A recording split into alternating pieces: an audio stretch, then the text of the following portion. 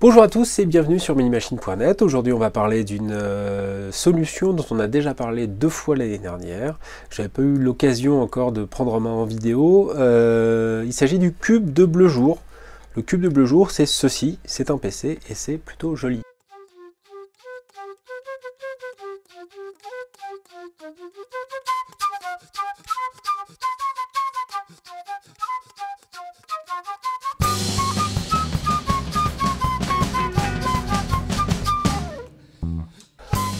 Le cube, on en a donc déjà parlé 2 fois l'année dernière, à 2 reprises. D'abord pour présenter le produit quand il est sorti, et tout de suite après pour parler de la façon dont il avait été mis en avant et surtout présenté par la presse au public. En fait, il a été présenté comment? Comme un ordinateur fabriqué en France, made in France, 100%. J'ai lu des papiers expliquant qu'il était 100% made in France, du processeur à la mémoire, en passant par le châssis. Chose qui m'a évidemment fait pas mal rigoler, puisque le dernier processeur qu'on a vu fabriqué en France ne correspondait pas tout à fait à ce qu'on peut attendre aujourd'hui d'un PC grand public. Évidemment, le hardware de cette machine est un hardware commun à toutes les autres machines. Il est fabriqué en Asie, aux États-Unis, il est fabriqué ailleurs par des gens très spécialisés, et on a malheureusement plus d'usines en France capables de nous fabriquer à des prix abordables des processeurs, mémoire, stockage électronique qu'on pourrait avoir besoin dans ce type de machine. Ce qui est vrai par contre, c'est que la coque, surtout ce modèle-ci, la coque est fabriquée en France et ce modèle-ci est fabriqué par un artisan. C'est une coque qui a valu à cette machine sa deuxième polémique. C'est une coque qui coûte très cher parce qu'elle est fabriquée par un artisan, peinte à la main, assemblée. C'est du très très beau métal, c'est très épais, très classe. Mais évidemment, ça a un coût et ça a été le deuxième souci de cet engin quand il a été présenté. La coque valait son petit pesant de cacahuètes, je me souviens plus du tarif exact, mais c'était plus de 300 € si mes souvenirs sont bons, en option. Et donc on se retrouvait avec un matériel qui coûtait moins cher quasiment que la coque, ce qui pose évidemment souci à l'acheteur bien dressé à chercher les bons plans tel que je suis et tel que nous sommes souvent tous. Acheter plus une coque qu'un PC, c'est plutôt gênant. À bien y regarder, quand on regardait le prix global de cette machine, on pouvait se rendre assez vite compte que c'était pas si cher que ça, notamment quand on tapait dans les gammes plus grand public, à savoir pas les coques peintes à la main, mais les coques industrielles. On avait la possibilité d'avoir un PC assez intéressant. Aujourd'hui, j'ai regardé les tarifs. Chez Cube, Bleu Jour, qui distribue Cube, propose des machines à partir de 469 €, qui sont, ma foi, assez intéressantes de par leur équipement, leur garantie et leur finition. Alors, on va regarder tout de suite, parce que c'est ce qui m'intéresse aussi dans cette machine, c'est de pouvoir la prendre en main en vidéo et vous regardez comment c'est monté à l'intérieur. On va regarder. Voilà, donc le cube est ici. J'ai déjà enlevé les 4 vis qui sont là, qui s'enlèvent tout simplement par le dessous de la machine. Alors on va regarder à quoi ça ressemble. Hop.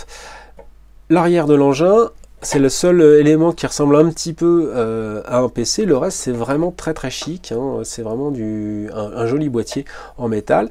Quand on a ça posé sur son bureau, a priori, on ne se dit pas que c'est un ordinateur, et c'est assez réussi pour ça.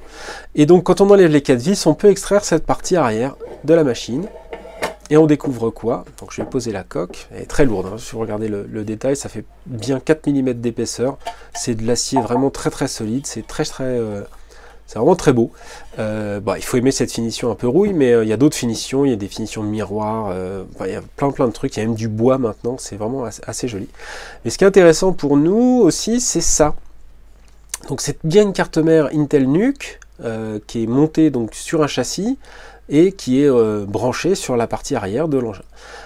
Carte mère prééquipée donc par Cube. Il faut savoir que le NUC, Intel le distribue de 2 manières, soit dans ses boîtiers donc très compacts, soit en format carte mère qu'on peut acheter comme on achèterait n'importe quel type de carte mère sur le marché aujourd'hui. Donc ce que fait Cube, c'est qu'il achète une carte mère pas du tout made in France évidemment, à Intel, et qu'il l'assemble comme n'importe quel assembleur pourrait assembler un PC aujourd'hui avec une carte mère au format plus classique. Ce qui est intéressant donc c'est cette solution qu'a trouvé Cube, qui est plutôt pas mal. Donc c'est une partie de métal, ici un châssis en L sur laquelle on a mis 4 entretoises, et sur ces entretoises on a fixé 7 cartes mères. En dessous on le voit un peu, le ventilateur on le voit bien ici, ventilateur de la solution d'origine d'Intel, qui va aérer l'ensemble, sachant qu'il y a quand même beaucoup d'espace, hein, quand on regarde le matériel embarqué, on s'aperçoit que la carte mère donc, est fixée comme ceci, ça fait beaucoup d'espace supérieur, plus cette aération, pour dissiper la chaleur du processeur et des composants, sachant que le métal, même si c'est pas de l'alu, c'est de l'acier, le métal dissipe également la chaleur de façon efficace. Donc les performances sont celles d'un NUC, il n'y a pas de grosse différence, ça va dépendre de l'équipement que vous voulez choisir, ça va du Core i7 au Core i3, il y a des différentes catégories de mémoire, de stockage, etc. Ici on a 2 fois 4 Go de mémoire vive, un stockage SSD au format mSATA de 60 Go, on a du Wi-Fi, on a tous les éléments de base d'une carte mère NUC qui sont intégrés, et sur la partie arrière on a une connectique de base qui est plutôt pas mal, 2 ports USB 3, un port Ethernet Gigabit, un mini HDMI, un mini DisplayPort, le port d'ALIM, un antivol, une autre aération sur le dessous, les 2 antennes du Wi-Fi, et ici on peut le voir, le bouton pour démarrer la machine, pour garder une façade complètement sobre. Alors cette sobriété a un prix, hein. Bon, il y a le prix de la coque, mais il y a le prix technique qu'impose cette sobriété, puisque quand on regarde bien en détail la carte mère, on s'aperçoit qu'il y a 2 éléments qui ont été repris sur la partie arrière, c'est les 2 antennes externe de la solution.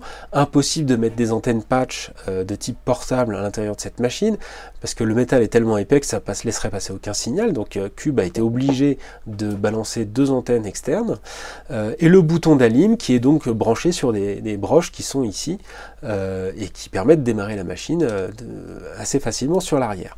Par contre, on a ici donc un port SATA qui n'est pas exploité, 2 ports USB en façade en USB 3 qui font face à un châssis avec rien en façade pour les exploiter, on n'a pas de trou donc on ne peut pas les exploiter.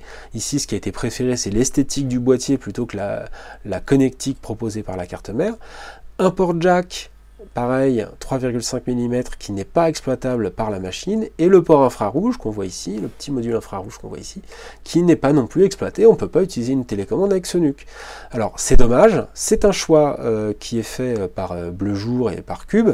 Encore une fois, quand vous achetez la machine, on vous dit pas qu'il y a 4 ports USB, puisqu'il y en a 2 qui ne sont pas exploitables, on vous dit qu'il n'y en a que 2 ports USB 3 et qu'on ne peut pas exploiter les autres. On ne vous en parle pas des autres. Donc ce serait possible de rerouter ces 2 ports USB en les balançant sur l'arrière avec des petits adaptateurs, ça existe, ça se vend. Pareil pour le jack, on pourrait le rerouter sur la partie arrière. L'infrarouge, on peut utiliser un port USB infrarouge. Tout ça, ça existe. Le choix esthétique de Cube, c'est de proposer un PC qui ne ressemble pas à un PC. Donc ils ont fait vraiment le choix de mettre en avant l'esthétique du boîtier un peu rouille comme ceci, ou des autres formats, au détriment de plus de connectique. Donc ça c'est à vous d'apprécier. En tous les cas, moi j'ai fait rapidement le calcul sur le site parce que il me semblait opportun de le faire. Quand on associe les prix du Cube, de la carte mère d'un NUC, des stockages proposés, de la mémoire vive, des licences et de la garantie, parce que NUC garantit ça 3 ans sur site, hein, pièces et main d'œuvre avec enlèvement sur site, les tarifs sont beaucoup plus accessibles que je pensais. Alors si vous cherchez un beau cadeau à faire à Noël, là j'ai vraiment l'occasion de vous le montrer, c'est plutôt sympa. Les finitions haut de gamme comme celle-ci, en rouille peinte à la main, les finitions bois, chrome, etc. sont très chères, forcément. Je crois qu'en bois ça frise les 800 €.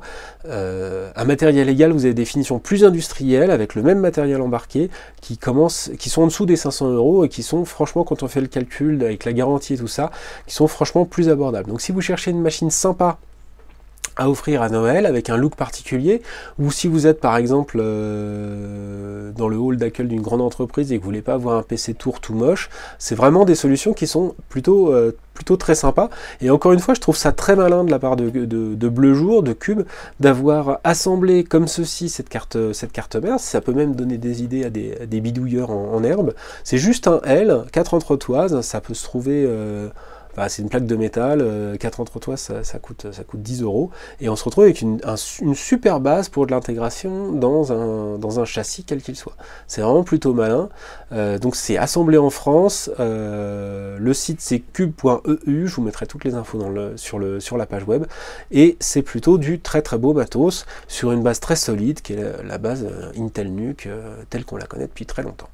Voilà, donc rien de révolutionnaire, mais une solution plutôt bien trouvée, une finition exemplaire, et un rapport qualité-prix imbattable, puisqu'il n'y a pas de concurrent à ce type de format sur le marché aujourd'hui. Voilà, à bientôt!